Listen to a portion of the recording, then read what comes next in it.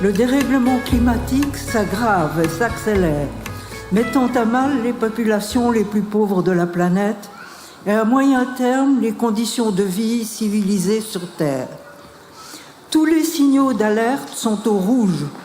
Les dérèglements climatiques se multiplient, touchant particulièrement les populations les plus pauvres du Sud, mais aussi celles du Nord. Sécheresse, désertification, modification des saisons, inondations, ouragans, typhons, feux de forêt, fonte des glaciers et de la banquise. Nous vivons dans une nouvelle ère depuis 12 000 ans, qui est une ère dans laquelle le climat était tempéré. Et ce climat tempéré sur la Terre a permis en particulier le début de l'agriculture, ce qu'on a appelé les révolutions néolithiques, et la domestication des espèces du fait de ce climat tempéré. Il y a une évolution naturelle du climat, mais les changements climatiques que nous vivons aujourd'hui, et le rapport du GIEC le confirme, viennent de l'activité humaine.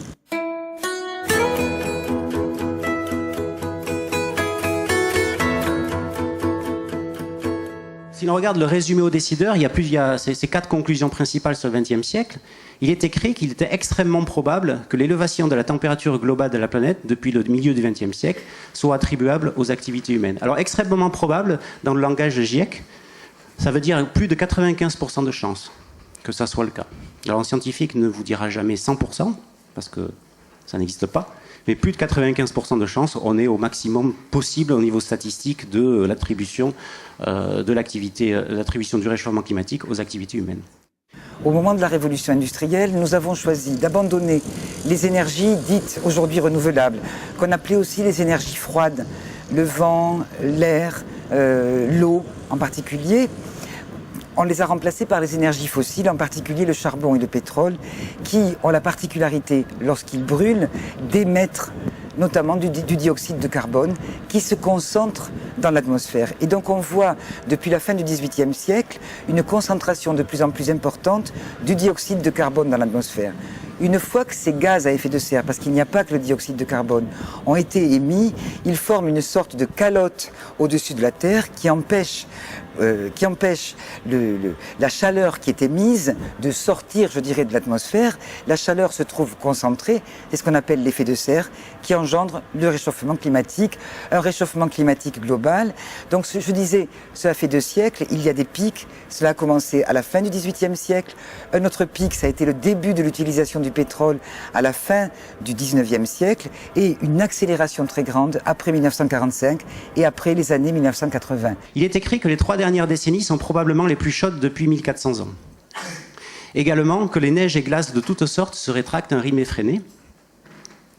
Et que maintenant cette fonte de la cryosphère, donc ces neiges et glaces, contribue de manière significative à la hausse du niveau de la mer.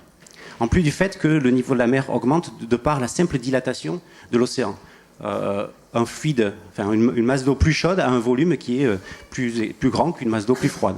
Donc ces périodes froides sont les périodes glaciaires et les périodes chaudes sont les périodes interglaciaires. Et en fait, ce qui est intéressant de voir, c'est l'ordre de grandeur entre une période glaciaire et une période interglaciaire. L'ordre de grandeur, c'est 5-6 degrés. La différence de la température globale de la planète entre une période glaciaire et une période glaciaire, je le répète, c'est 5-6 degrés. Et une période glaciaire, en termes d'impact, en termes de ressenti, qu'est-ce que veut dire une période glaciaire? C'est au niveau de la mer, en tout cas pour la dernière, qui était 130 mètres en moins qu'aujourd'hui. Il y avait des calottes glaciaires de plus de 2000 mètres sur l'Europe du Nord et sur l'Amérique du Nord.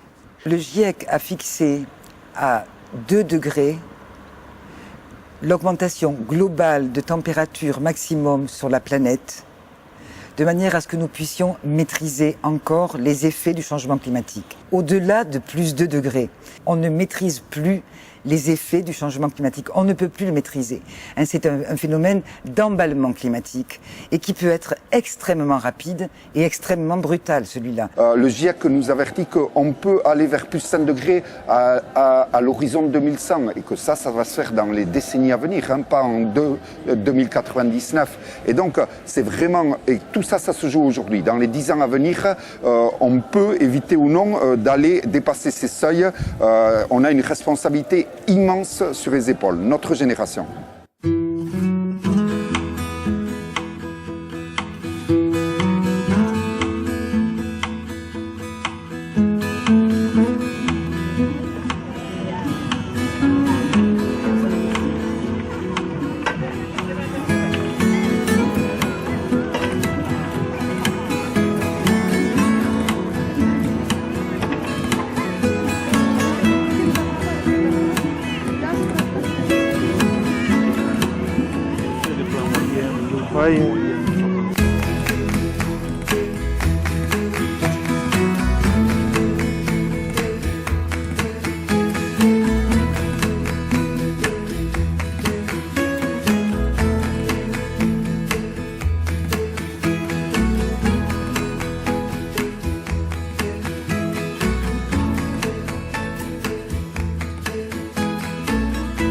Je trouve que l'objectif d'un événement organisé par Alternativa sur Bayonne, c'est vraiment de donner la pêche en montrant que d'autres voies sont possibles, et ça vient bien illustrer ce que lors des États généraux de l'économie sociale et solidaire nous avions appelé le trépied du rêve, c'est-à-dire le rapport entre le R de la résistance, mais à ce moment-là d'une résistance créatrice, et on voit bien que sur le dérèglement climatique, il y a beaucoup d'objets de résistance qui sont légitimes, le V de la vision transformatrice qui débloque l'imaginaire, qui montre que d'autres voies sont possibles, mais sans attendre le E de l'expérimentation anticipatrice et le fait par exemple qu'à Bayonne, toute la ville va devenir une vitrine de tout ce qu'il est possible de vivre, de faire pour consommer autrement, se financer autrement, se transporter autrement, habiter autrement, et montrer du même coup qu'on n'est pas simplement du côté de l'alerte, on est aussi du côté de ce que le Forum social mondial de Belém a appelé la transition vers des sociétés du buen vivir. Quand on a compris qu'il y a un lien entre la démesure et le mal-être, on comprend que les stratégies positives, elles sont évidemment du côté de l'alternative à la démesure, mais elles sont tout autant du côté de l'alternative au mal-être. Parce que seule la joie de vivre est l'énergie suffisante pour s'opposer à la peur. Si nous voulons faire baisser la peur, et derrière la peur, vous avez de la domination, de la captation, il faut faire monter la capacité de s'organiser pour lutter dans le plaisir et dans la joie. Et je trouve que cet événement organisé par Alternativa est une excellente façon de se mettre sur ce chemin de résistance créatrice. L'enjeu est clair, réduire radicalement les émissions de gaz à effet de serre pour ne pas franchir les seuils dangereux, voire irréversibles, de réchauffement et de déstabilisation du climat. Les solutions existent. Elles sont déjà mises en œuvre par des milliers d'associations, de collectivités locales, d'individus. Mieux, ces alternatives construisent une société plus agréable à vivre, plus conviviale, plus solidaire, plus juste et plus humaine. L'agriculture paysanne, la relocalisation de l'économie, l'aménagement maîtrisé du territoire et le développement des alternatives au tout routier, la sobriété énergétique, l'écohabitat, la mise au pas de la finance, la reconversion sociale et écologique de la production, la consommation responsable, le partage du travail et des richesses, l'entraide, la réduction et le recyclage des déchets, la préservation des biens communs comme l'eau, la terre ou les forêts en montrent les chemins. La lutte contre le changement climatique n'est pas une contrainte, mais un élan formidable pour construire un avenir humain.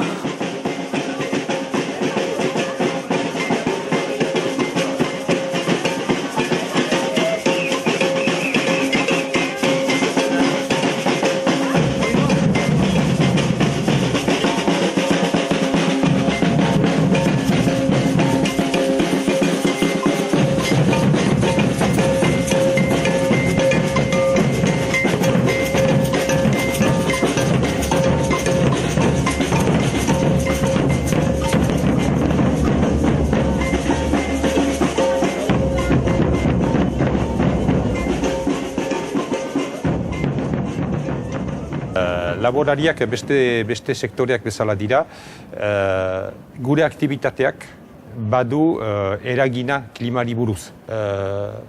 Gure produzitzeko maneran enpleatzen aldugu anitz energia edo gutiago.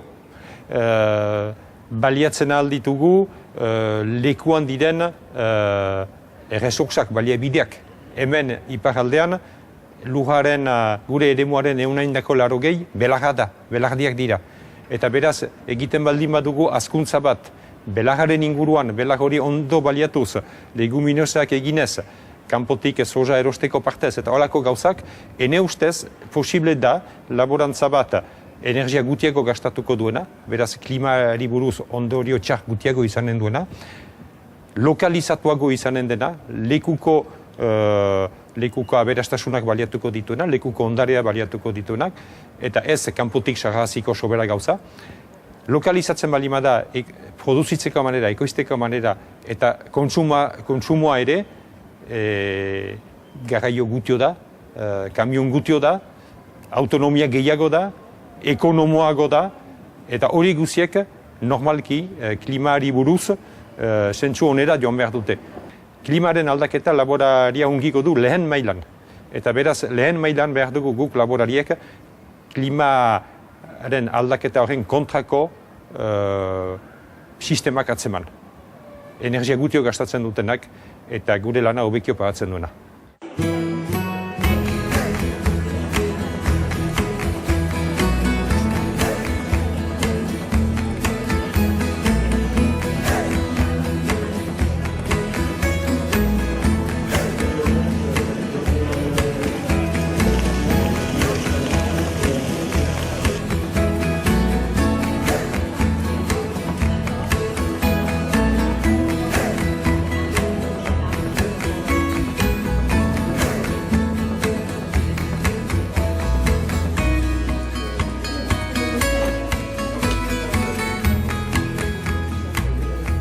Face aux enjeux climatiques, il me paraît très important en fait d'avoir un mode de vie en cohérence avec ces valeurs.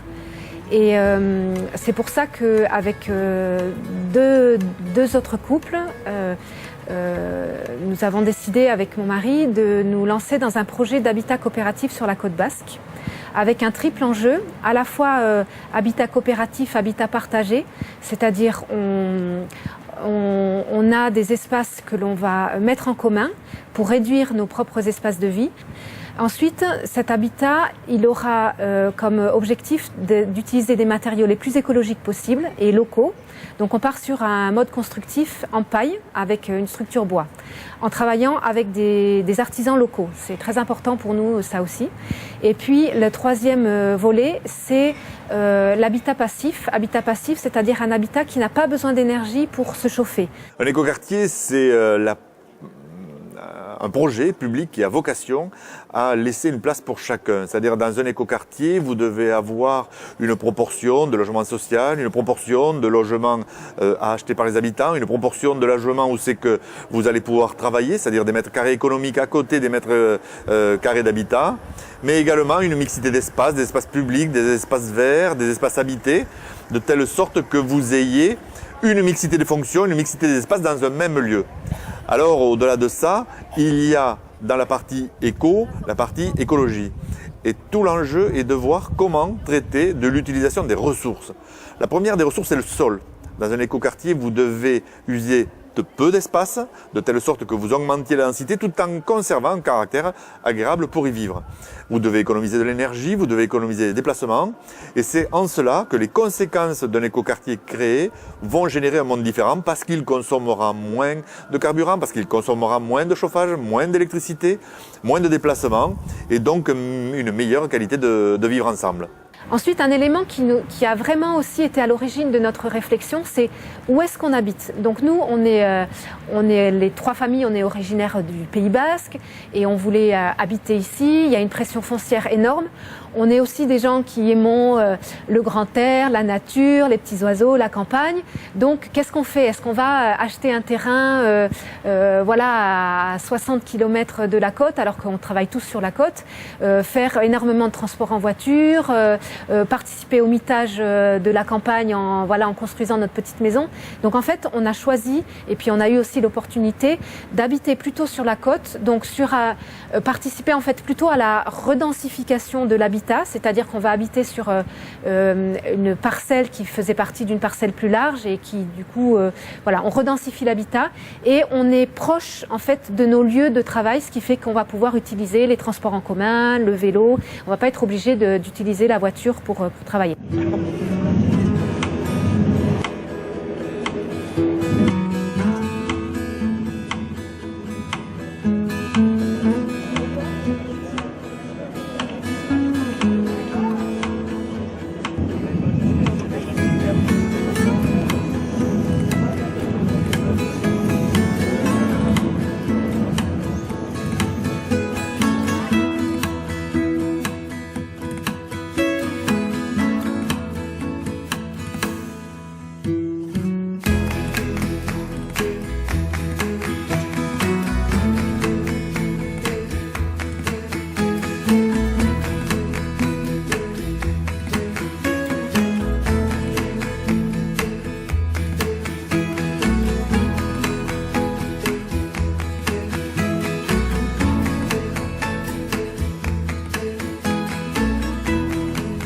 consommant moins de territoire, on aura moins de disparition des cultures vivrières et donc la possibilité de laisser à proximité des villes des endroits où c'est que l'on va pouvoir cultiver les champs nécessaires pour pouvoir se nourrir.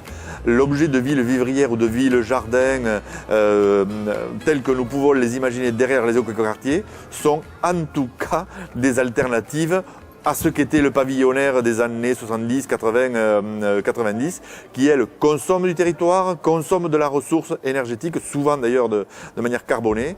Dans un écoquartier, on peut utiliser, parce qu'on va utiliser le bois matériau, de stocker du carbone dans les maisons plutôt que de générer du carbone, de faire en sorte de laisser une place aux énergies renouvelables en lieu et place d'utiliser soit de l'énergie nucléaire, soit de l'énergie fossile, qui sont les deux énergies que nous consommons le plus. Nous travaillons au sein de l'association sur des scénarios de transition énergétique, c'est-à-dire comment, au niveau de notre pays, on peut imaginer jusqu'à 2050 avoir un paysage énergétique différent. Et ce scénario se fonde sur ce qu'on appelle la sobriété et l'efficacité énergétique. Autrement dit, réduire nos consommations, regarder les gaspillages, et puis après derrière, sur la production d'énergie proprement dit, faire appel au maximum aux énergies renouvelables. Et on arrive à ce moment-là à avoir un scénario qui est très cohérent avec la problématique de l'effet de serre, avec les problématiques de changement climatique, qui est un scénario de sortie du nucléaire vers 2035, une sortie maîtrisée du nucléaire, et en même temps un scénario qui anticipe aussi la fin du pétrole, du gaz et des énergies fossiles. Par exemple, c'est un scénario qui indique qu'il va falloir demain pas uniquement construire des bâtiments neufs très peu consommateurs d'énergie, parce que c'est aussi prendre de l'espace, prendre des matériaux, etc. Mais surtout s'intéresser aux 30 millions de logements sur lesquels on a des consommations énergétiques qui sont importantes. Et donc une des propositions, c'est qu'un très grand plan de rénovation énergétique poussé puisse se mettre en place. C'est très fortement générateur d'emplois.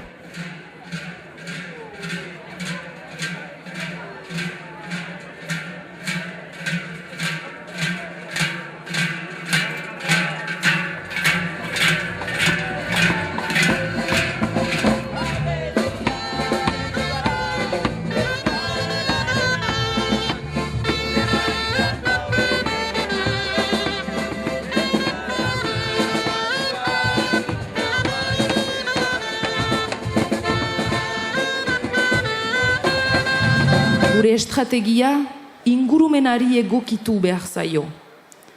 Ez dezakegu lujaren babesteko estrategia bat baizik ezukan, eta beste bat pobreziarentzat, eta injustiziarentzat. Desafio horien aurkako borroka elkarri lotzen dioten estrategia bat izan behar da.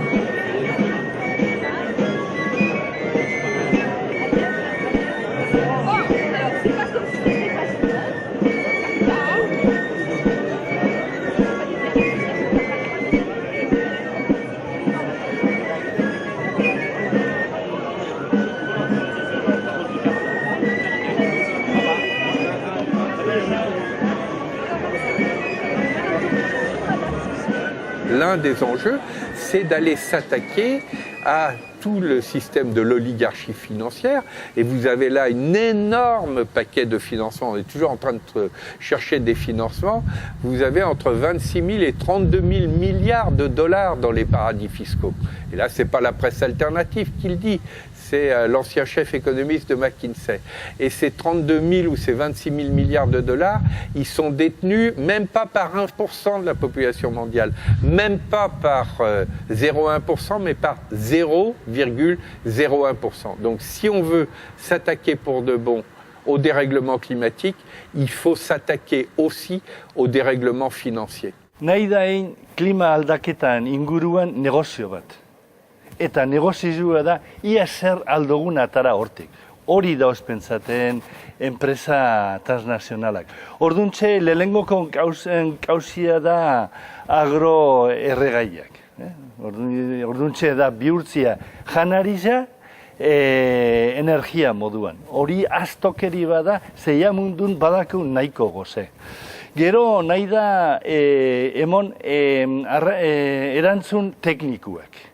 Geoingineria, transgenikoak, aldatzien naturaleza. Eta hori ondinoko astokeri handizago da. Ze naturalezak azkanien beren azkanengo hitza badako. Eta gero, azkana da, nahi da bihurtu merkatu bat, karbono kapturateko. Eta hori da beste guzur galanta. Hori ez da otzitzuko planeta, aberastuko da gitziri eta ganera da beste spekulatibo zulo bat. Quand on se pose la question des vraies solutions, c'est aussi pour évoquer les fausses solutions, parce qu'il y a un certain nombre de prétendues solutions qui peuvent aggraver le problème lui-même. Donc dans les vraies solutions, c'est d'abord évidemment tout ce qui permet d'économiser l'énergie. La première ressource, ce sont les économies d'énergie. Et il y en a à faire partout, dans le bâtiment, dans les transports, dans les modes de consommation. Donc ça, c'est la première ressource. La deuxième ressource, c'est effectivement d'avoir des modes de distribution et de production qui sont beaucoup moins polluants, beaucoup moins dégageant des gaz à effet de serre. Et puis, les troisième possibilités, c'est d'aller aussi reforester, recycler, régénérer les océans. Donc ça, je dirais, c'est des solutions sur le plan technique, sur le plan écologique, qui suppose un accompagnement politique. Mais l'autre approche, c'est aussi de s'attaquer au dérèglement climatique, qui est celui du climat dépressif, du climat de résignation, ce que William Reich, dans les années 30, appelait la peste émotionnelle, qui peut être extrêmement dangereuse et contagieuse, et elle à court terme. Et donc sortir de ce climat dépressif, de ce climat de résignation, et renouer avec des stratégies dynamiques autour de la joie de vivre, du désir, et de ce que j'appelais le rêve, le rapport résistance, expérimentation, vision, ça, c'est au moins autant que les solutions techniques et écologiques une approche nécessaire. Je dis souvent, face à des logiques de domination qui viennent du mal de vivre, choisir d'être heureux, c'est un acte de résistance. On est aussi en train de dire qu'on est motivé pour une idée de société plus généreuse, plus solidaire, plus partageuse. Une société où ceux qui réussissent participent pour aider ceux qui ont un peu plus de mal. Qu'on ait une petite chance de se lever tous ensemble. Solidarité! Allez-y!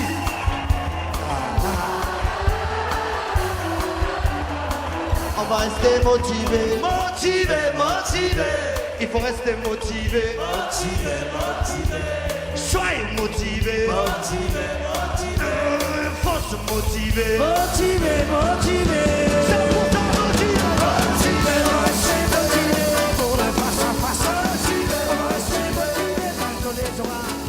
Un événement comme aujourd'hui, Alternativa, c'est important parce que ça montre que les solutions existent, que les alternatives existent, que donc il suffit de le vouloir pour le pouvoir. C'est pas comme si les solutions n'existaient pas. Et après, Alternativa, c'était aussi important pour faire se réunir, mettre ensemble tous ces gens qui sont acteurs du changement aujourd'hui et qui, tous ensemble, constituent une force impressionnante, capable de changer la situation.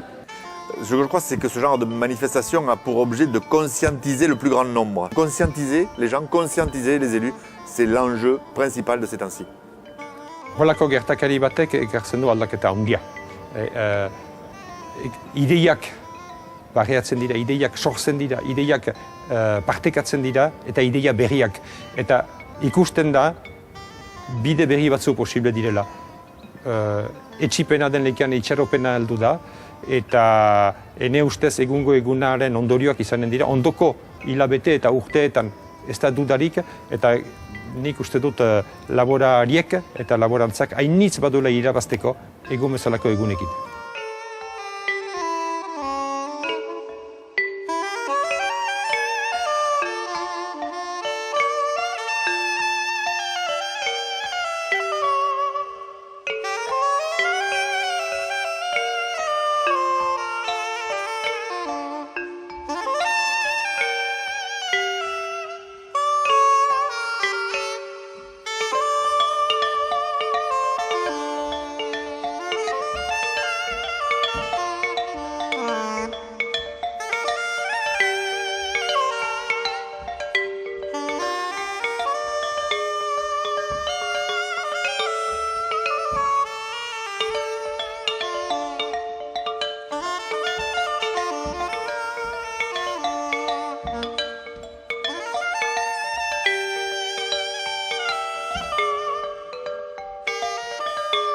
Cet hommage qui a été fait à Stéphane Hessel est quelque chose de très fort, de très profond et qui a du sens. Qui pour moi, ce sens, on doit se l'accaparer justement pour dire non à toute cette dégradation de la nature, dire non à cette dégradation sociale et qu'on doit remettre totalement tout ce système capitaliste qui a une finalité productiviste, consumériste et qui amène justement cette dégradation écologique, cette dégradation sociale.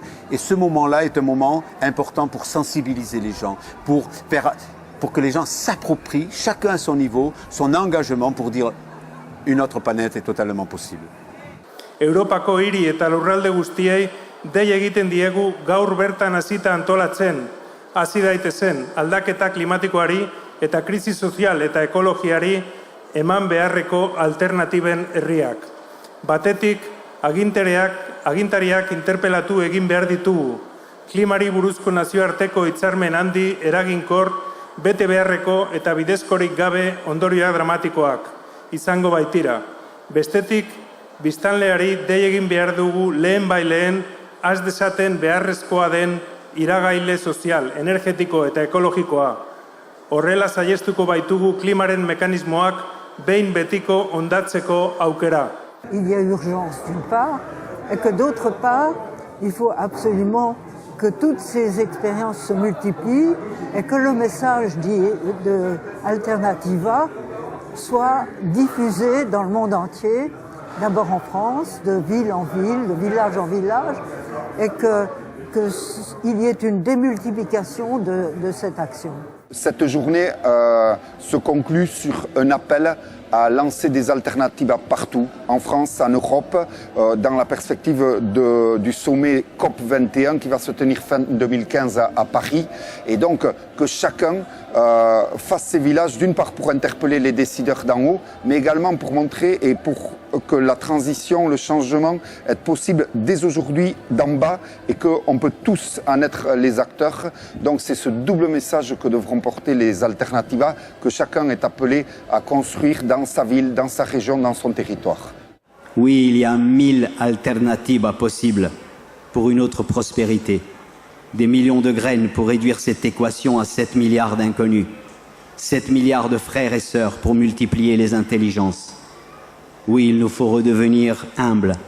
Le mot humble, de humilité, humour, humus, c'est 25 cm de sol sous nos pieds où s'enracine la vie. Oui, le pouvoir des sans-pouvoirs est un pouvoir efficace. C'est le pouvoir des cœurs et de la volonté de la majorité des peuples du monde. Alors, pour toutes les marches du sel que nous avons inventées ensemble, pour les semences que l'on échange en cette merveilleuse journée Alternativa, des semences fécondes que Monsanto ne pourra jamais interdire, nous croyons à la loi des petits pas, cette autre loi du marché, le verbe marcher.